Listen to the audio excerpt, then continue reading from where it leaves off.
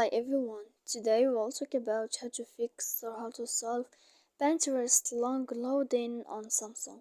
To know how to fix or how to solve Pinterest long loading on Samsung, you should just go to settings like this. We click. After that, in this page, you will go to apps, default apps, app settings. When you will see this list, you will go down to find the application of Pinterest and you will enter. Then in this page here you will go to click for stop. When you will end this, you will enter to storage. After that, you will see this page and you will click clear cache. Then you will go to click clear data, and when you will end all this stuff as you see here, you can update your application.